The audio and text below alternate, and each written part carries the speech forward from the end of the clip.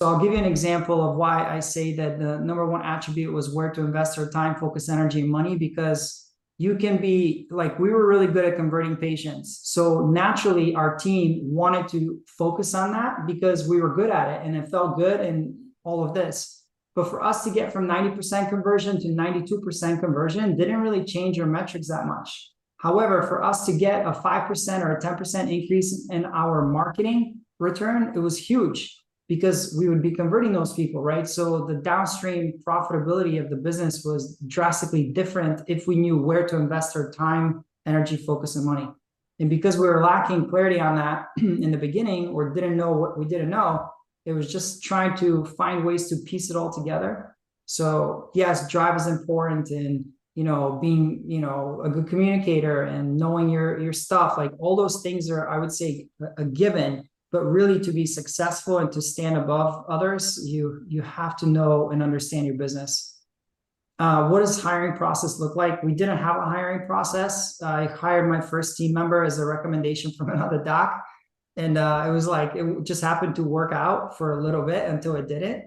So I was like, all right, I'm just miserably failing in this area. I went to a Tony Robbins business mastery event, and I just realized I didn't know anything about business, like literally nothing. I was just counting on being really good with my hands and being able to get results. And I was like, of course I'll be successful. Like, people are going to get better. And it's like, no, like, you have to train a team member, and how do you find a good team member, etc.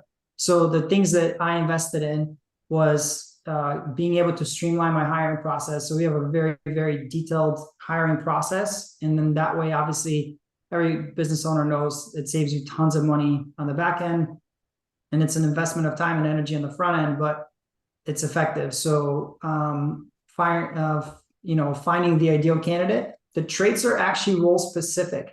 So they're not like I look for the same thing on every single team member. It just depends on what I'm looking for the team member to do. If they're going to be a doctor, if they're going to be a CA who's going, an assistant who's going to be focused strictly on working with patients versus kind of our back office.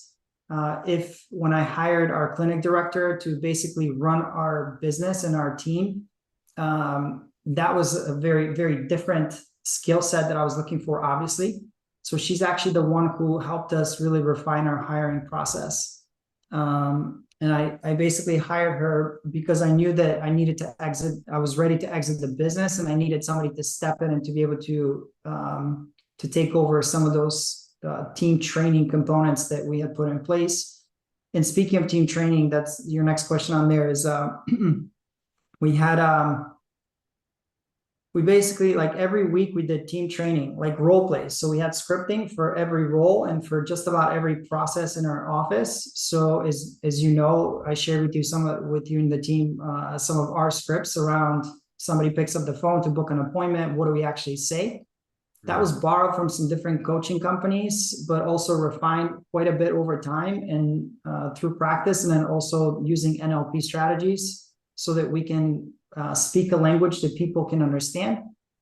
So we role played on that like crazy. So my team they were just ninjas. They just knew how to handle every objection. They knew how to monitor people's breathing patterns while they're communicating with them. They were picking up on subtle body cues, how to challenge people to really take responsibility for certain things that they were saying, or how to let people off the hook if they weren't an ideal candidate.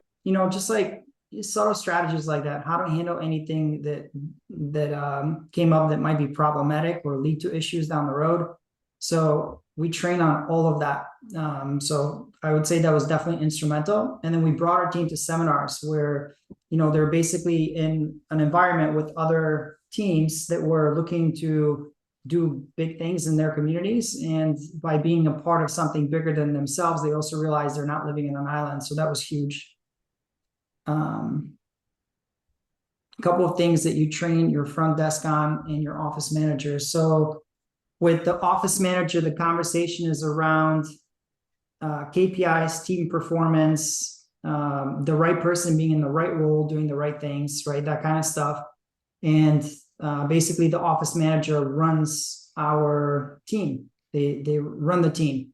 And the front desk, the training would be around how to handle certain objections that people might have, or understanding the process and making sure that the patient experience is very smooth.